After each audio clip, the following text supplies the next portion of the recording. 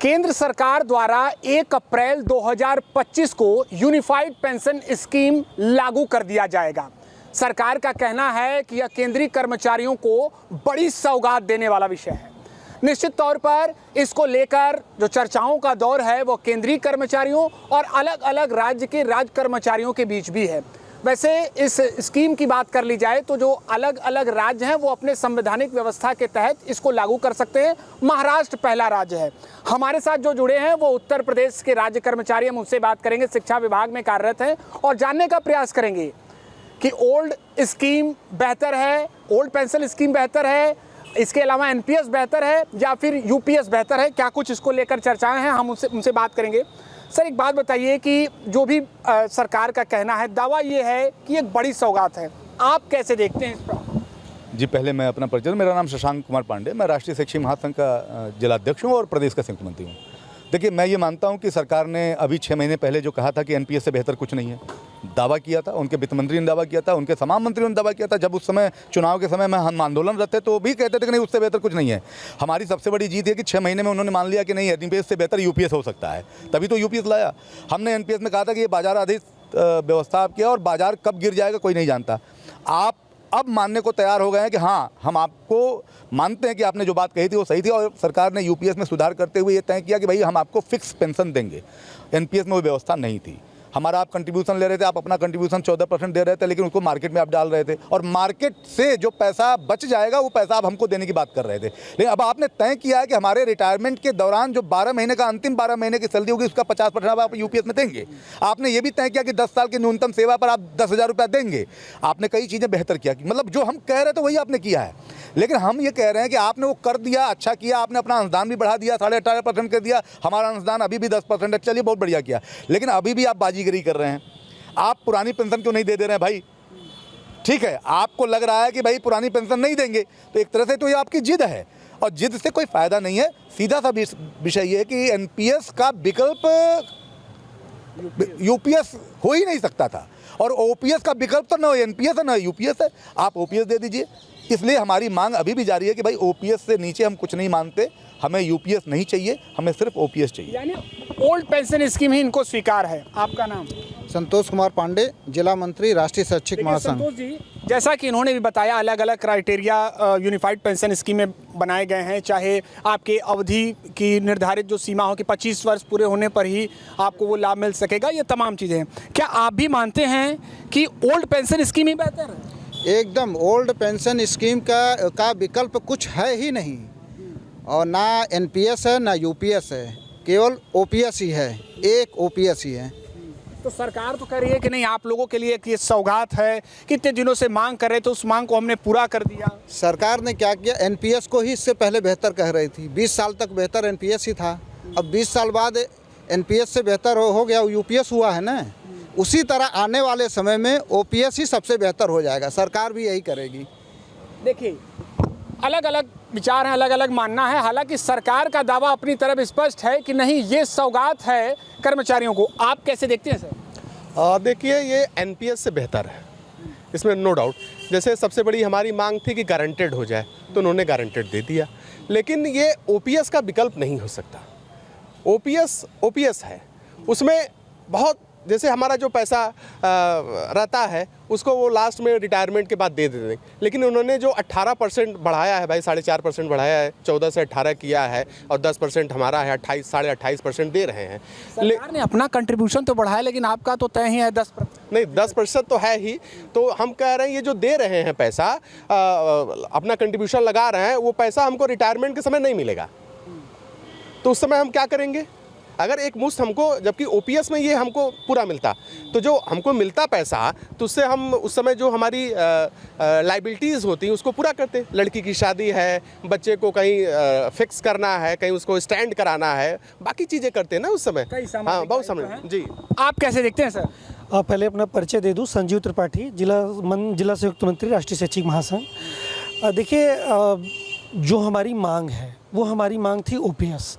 अभी ये खेल चल रहा है कि जो सामान उनको लग रहा है कि ये 100 रुपये में ही ये बेचा जा सकता है, तो वो कह रहे हैं नहीं 100 रुपया। अब 100 रुपये से वो 150 रुपये आ गए।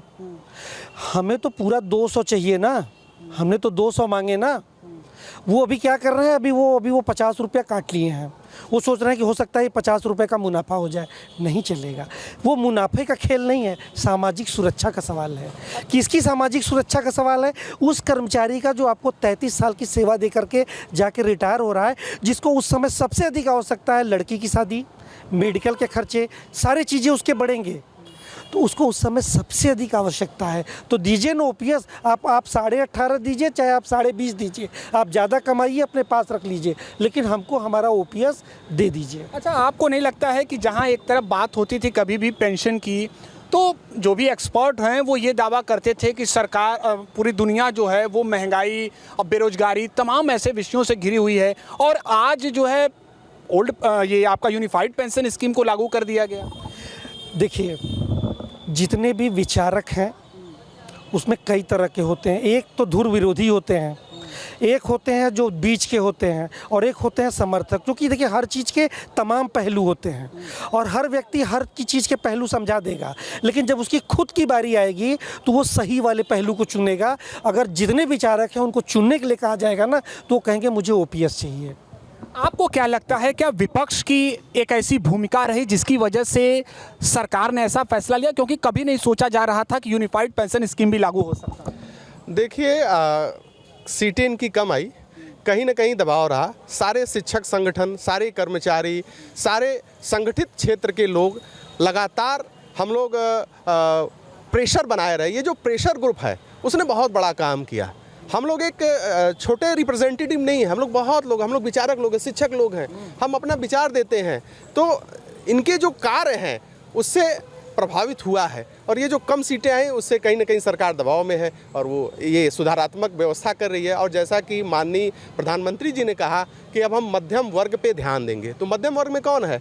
शिक्षक है, बुद्धिजीवी है, आप पत्रकार भी हैं।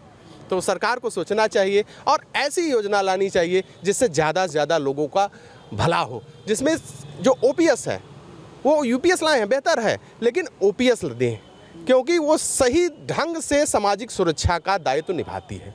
लेकिन सर, विपक्षी दलों का भी ये कहना है कि हम एक एक करके इनको उन निर्णयों पर लेने के लिए मजबूर कर दे रहे हैं जो जिसके बारे में ये कभी सुनना भी स्वीकार नहीं कर रहे थे। आपको क्या लगता है, विपक्ष की इसमें भूमिका है?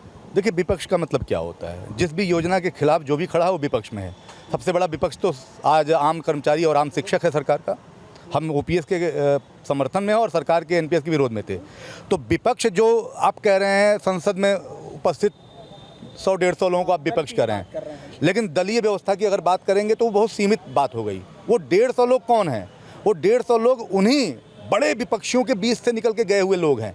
तो उन 150 की आवाज़ तो नो डाउट संसद में गूंजी रही है, लेकिन वो किसकी आवाज़ है? वो उस विरोधी तबके की आवाज़ है जो विरोधी तबका कर्मचारी है, शिक्षक है। किसका विरोधी है? वो विरोधी था एनपीएस का और पुरानी पेंशन मांग रहा था। तो विपक्षी पार्टियां भी कोई दूध की धुली नहीं है। मैं आपको बता दूं कि अभी एक प्रश्न हमारे सामने आया कि भाई राहुल गांधी ने विरोध किया।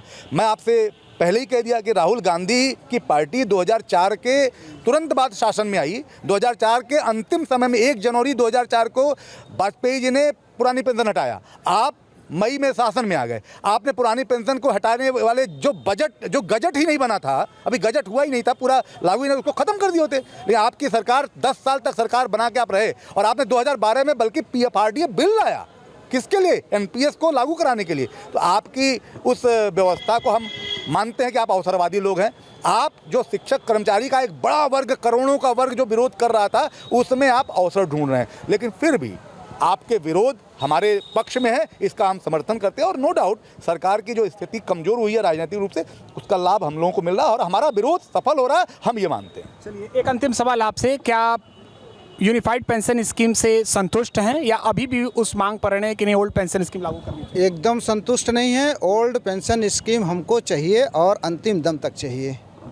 तो ये थे हमारे साथ राज्य कर्मचारी, जिनका साफ कहना है कि सरकार ने यूनिफाइड पेंशन स्कीम लागू किया, उसका वो स्वागत करते हैं, लेकिन अभी भी ये इस बात पर अटल हैं कि इन्हें ओल्ड पेंशन स्कीम की ही व्यवस्था चाहिए।